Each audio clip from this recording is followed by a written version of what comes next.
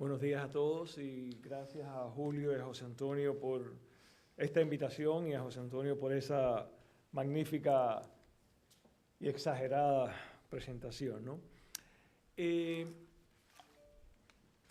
Yo soy de la opinión de que en esa Cuba del futuro, cuando llegue el momento de una transición legítima, de una transición real, va a ser imprescindible una nueva identidad política, algo que nos separe de estos últimos 50 y tantos años de este régimen marxista.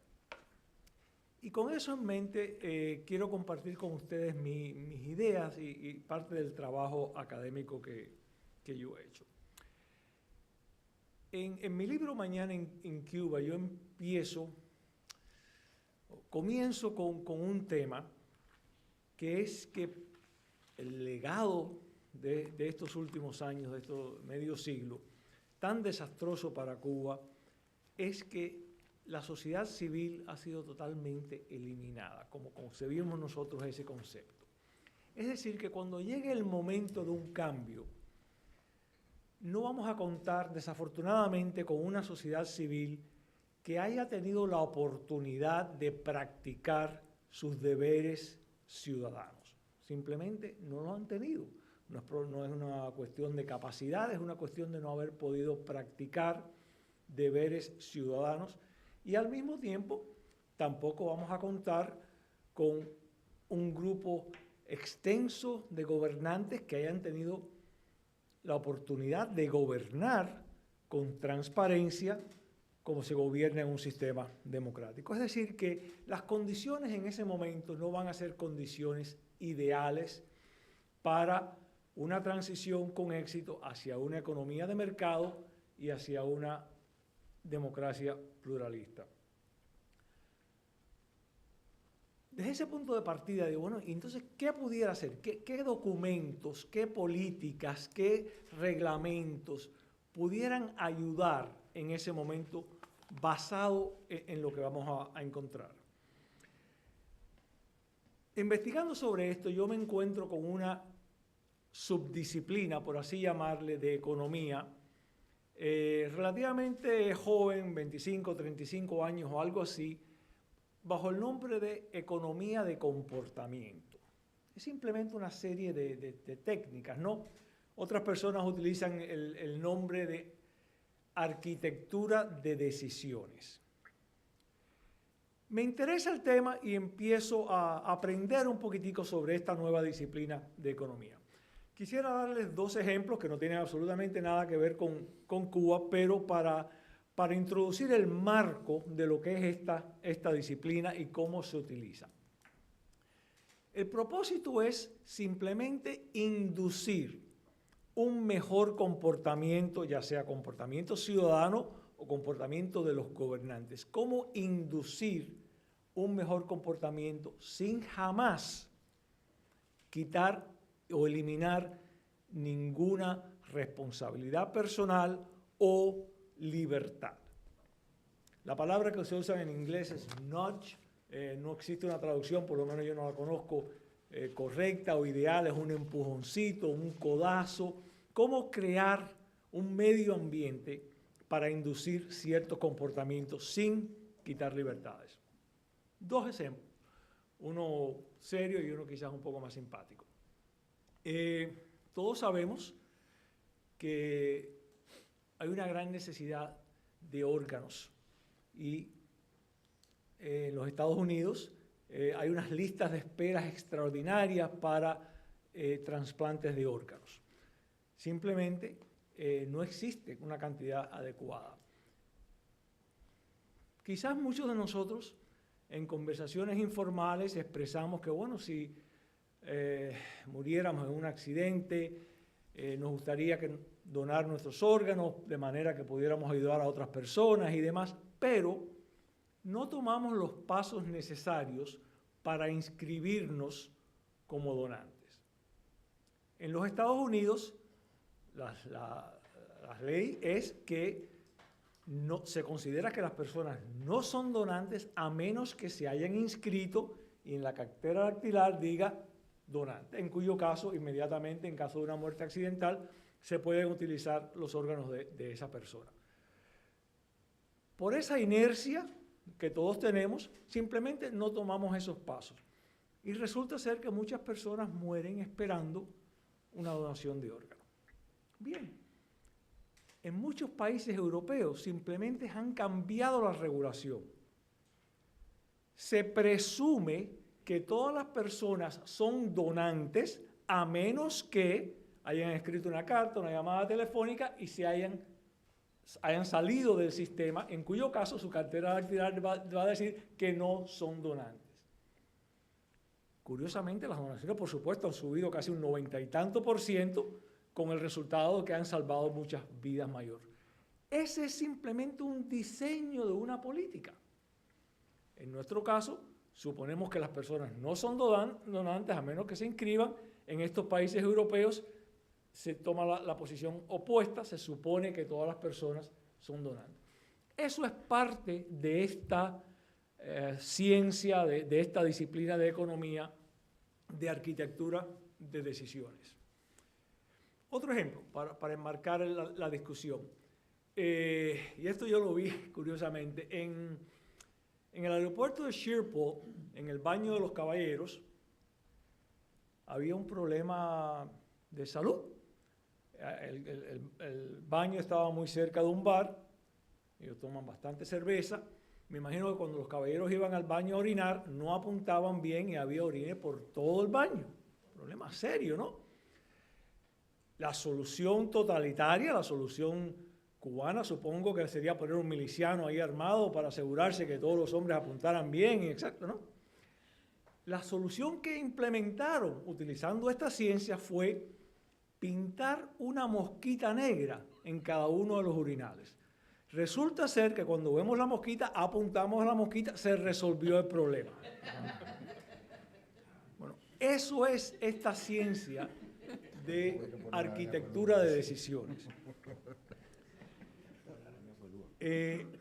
Armado con eso, yo me pongo a pensar, bueno, ¿cómo se pudiera utilizar eso? Y en mi trabajo, pues describo políticas que se puedan tomar en el ámbito económico, en el ámbito político y demás. Les voy a dar un solo ejemplo en el ámbito económico y después entraremos a la parte política. Por ejemplo, en la parte económica, a mí se me ocurre que la dolarización de la economía cubana pudiera servir para inducir un mejor comportamiento. No porque adoptar otra moneda es ideal, no lo es. Desde un punto de vista teórico, económico, lo ideal es tener una moneda que fluctúe libremente, pero eso presupone que va a haber un gobierno talentoso que va a cuidar los presupuestos, un banco central que se va a preocupar, y quizás esas condiciones no existen. Y por cierto, a mí no me interesa si es el dólar o el eco o el rand surafricano, simplemente adoptar otra moneda, porque eso le amarra las manos a esos gobernantes que no van a tener mucha experiencia para evitar una inflación, porque las presiones sociales van a ser extraordinarias y la tendencia va a ser imprimir pesos e inflar la economía y crear una moneda que quizás no sea la moneda ideal para atraer inversiones y va a crear ciertas dificultades. Es decir, que quizás el concepto de dolarizar o utilizar otra moneda ayude económicamente a inducir un comportamiento, porque en ese caso el gobierno no puede gastar a menos que gane. Si no tienen los dólares no los pueden gastar. Eso no ocurre si fueran los pesos. En la parte política, a mí se me ocurre que el sistema parlamentario ofrece algunas ventajas para esa Cuba en ese momento histórico. Es decir, mi tesis no es necesariamente que los sistemas parlamentarios son superiores a los sistemas presidenciales. Esa es una discusión que lleva 200 y tantos años andando y no la vamos a resolver aquí, ¿no? pero simplemente que para ese momento histórico quizás un sistema parlamentario sea superior. En Latinoamérica, históricamente, nosotros hemos siempre adoptado sistemas presidenciales, calcando tal vez el sistema presidencial norteamericano, y francamente no con mucho éxito. Quizás debiéramos considerar, como lo consideraron todos los países en transición, todos los antiguos países de la Unión Soviética adoptaron sistemas parlamentarios, no sistemas presidenciales. El sistema presidencial tiene una peculiaridad que para nosotros yo creo que en ese momento va a ser una gran dificultad. Está basado y necesita una separación de poderes entre el poder ejecutivo, el poder legislativo y el poder judicial, que sean totalmente independientes.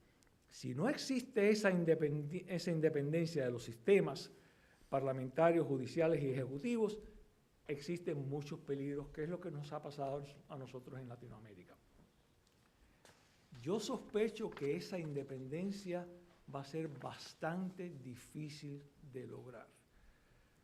No sé lo que piensen ustedes, pero cuando yo miro el panorama latinoamericano y trato de encontrar sistemas judiciales independientes en Latinoamérica, hay 1, 2, 3, Chile, Costa Rica, quizás Colombia, no sé, pero es difícil encontrar verdaderamente independientes sistemas judiciales en Latinoamérica.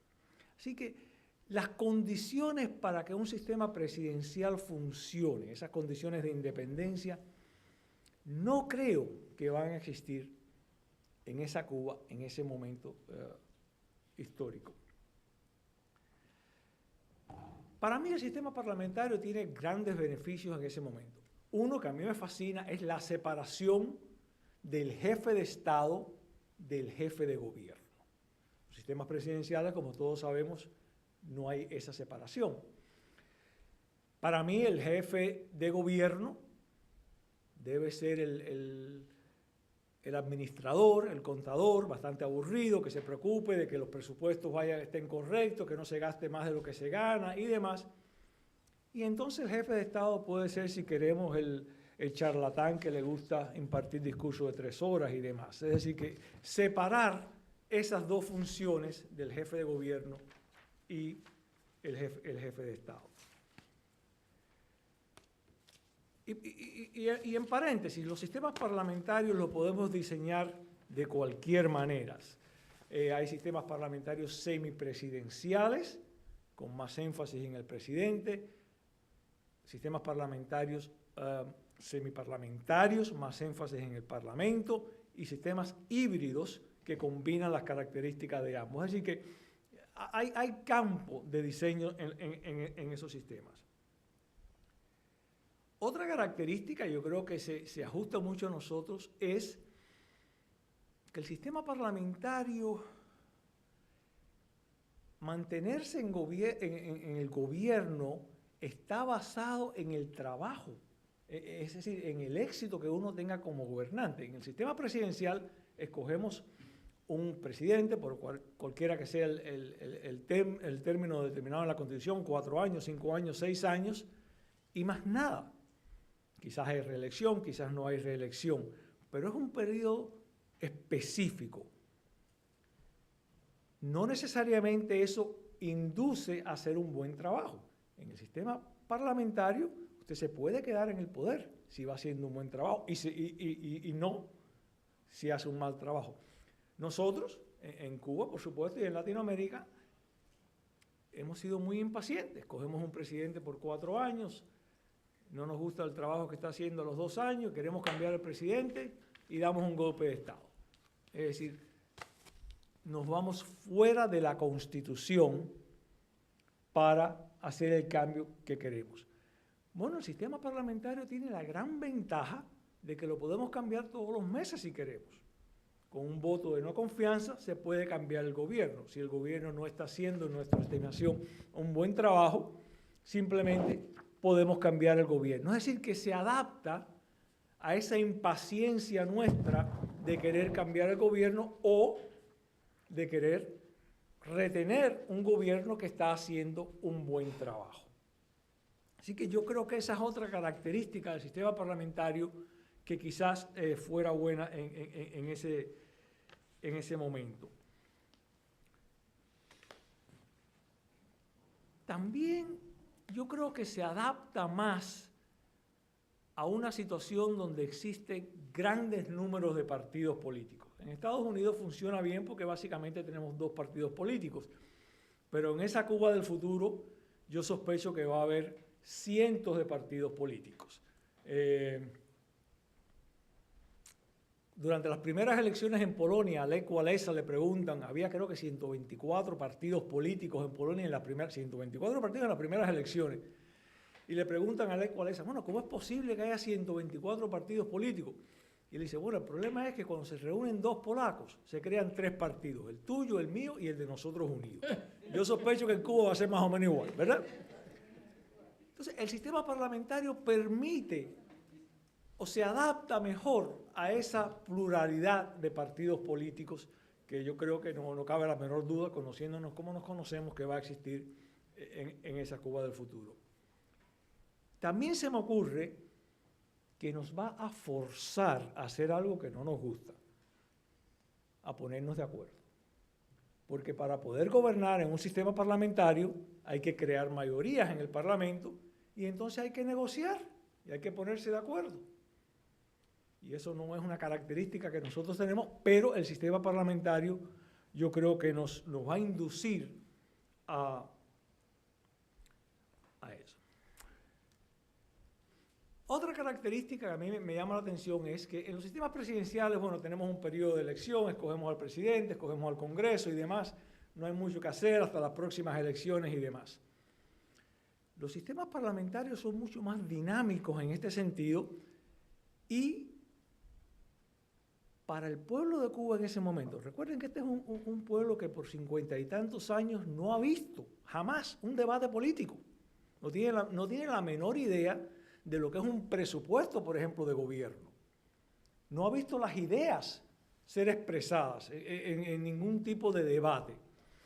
Yo no sé si ustedes ven los debates del sistema inglés que se paran con mucha rigidez y se insultan el uno al otro y se vuelven a sentar y entonces se para el otro parlamentario y se insultan.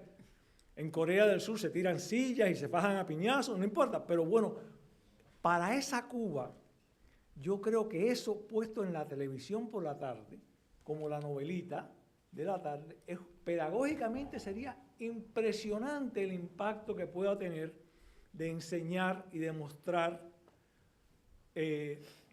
lo que es el gobierno. Es decir, la democracia no puede ser algo abstracto.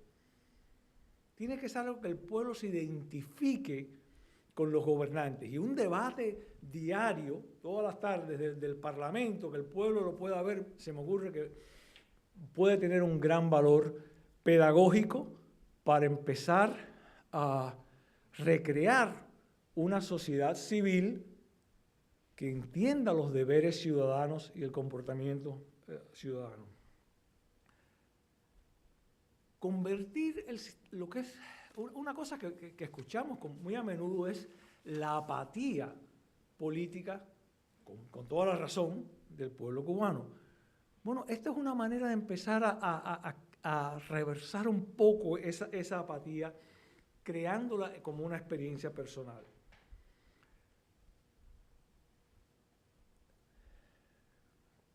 Yo creo que nos ayuda a crear cierta coherencia entre los gobernantes y los gobernados. Y eso es una de las características que a mí me gusta. Hay otras alternativas.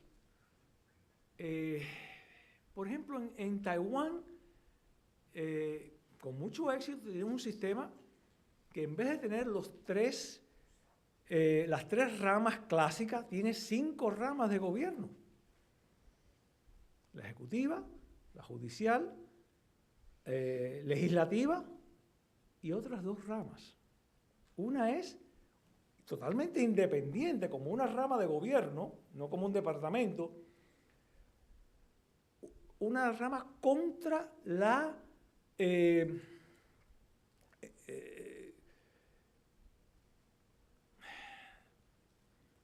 ¿cómo decirle? Bueno, contra el robo de los gobernantes, contra la corrupción en total. Es decir, una rama totalmente independiente del gobierno, en vez de 3-5, contra la corrupción. Se meten en donde quiera, pueden acusar al presidente, pueden hacer totalmente independiente. Y una rama que a mí se me ocurre que para nosotros también sería importante, de servicio civil. Es decir, que un gobernante no necesariamente puede con un dedazo decir quiénes van a ser todos los miembros del gobierno, sino que hay que acudir a este servicio civil que ha entrevistado a una meritocracia, ha preparado a las personas y los puestos se asignan de acuerdo a esta rama independiente, lo cual tiende, yo supongo, a eliminar el favoritismo, todas esas cosas que son tan características de nuestros sistemas de gobierno en Latinoamérica y lo fueron en Cuba. Es decir, que podemos buscar la manera de utilizar este sistema para crear esa coherencia. Y quizás, y esto para mí se me ocurre que es bastante importante, para empezar a asumir responsabilidades. Una de las características que nosotros vemos cuando entrevistamos personas recién llegadas de Cuba y en general en Latinoamérica es que no asumimos responsabilidades. Siempre le echamos la culpa al gobierno, empezamos a pensar que otra persona. Esa idea de asumir responsabilidad ciudadana es bastante ajena a nuestras características. Mi colega Carlos Seire, que ustedes quizás conozcan, que ha escrito varios libros sobre su experiencia como Pedro Pan, en uno de sus libros hace el comentario, y yo no sé hasta qué punto sociológicamente esto sea correcto o no, pero él cuenta que cuando él llega a los Estados Unidos en los años 60, a principios como Pedro Pan, y empieza a aprender el idioma, se da cuenta de que cuando piensa en inglés, piensa y actúa diferente de cuando piensa en español. Y él hace el comentario de que si él va caminando hacia la escuela y se le caen los libros, la expresión en español es se me cayó el libro. No fui yo, se me cayó. Fue la gravedad, esto es culpa de la gravedad, esto es culpa de no sé quién. En inglés asumimos responsabilidad y decimos I dropped the book. Yo dejé caer el libro. Pero fíjense qué curiosidad que en español nunca utilizamos esa expresión. Se me cayó. Es culpa de la gravedad. Si no fuera por la gravedad no se me hubiera caído el libro. Esto no tiene nada que ver conmigo. Yo hago ese comentario porque ustedes conocen a Wikipedia. Yo escribí un artículo que es el Wikiconstitucionalismo latinoamericano. Cambiamos las constituciones constantemente. República Dominicana yo creo que lleva el récord con 33 o 34 constituciones. Si miramos a Latinoamérica, el averaje creo que son entre 15 y 20 constituciones, todos los países. ¿Por qué? Cada vez que viene un gobierno nuevo tiene que reorganizar utilizando estos documentos. Es decir, no asumimos responsabilidad. Le echamos la culpa al documento, a la Constitución. Hay que hacer una nueva Constitución porque la otra es la que es la culpable de todos nuestros males. Yo no creo que es así. Yo no creo que es el documento, es nuestro comportamiento ciudadano. La Constitución de 1940 tiene, por lo menos en este ejemplar, 145, 146 páginas. La Constitución norteamericana y la Declaración de Independencia son como 40 páginas. Es decir, que no es el tamaño necesariamente de las constituciones, sino el contenido y cómo los ciudadanos aceptan ese documento. Curiosamente, Canadá ha tenido 2 constituciones, los Estados Unidos una. Nosotros, cada vez que viene un gobierno nuevo, queremos cambiar el gobierno y queremos cambiar la constitución. Por eso a mí se me ocurre que sería importante una nueva identidad política en esa Cuba del futuro y que quizás pensar en un sistema parlamentario nos ayudaría en ese proceso. Muchas gracias.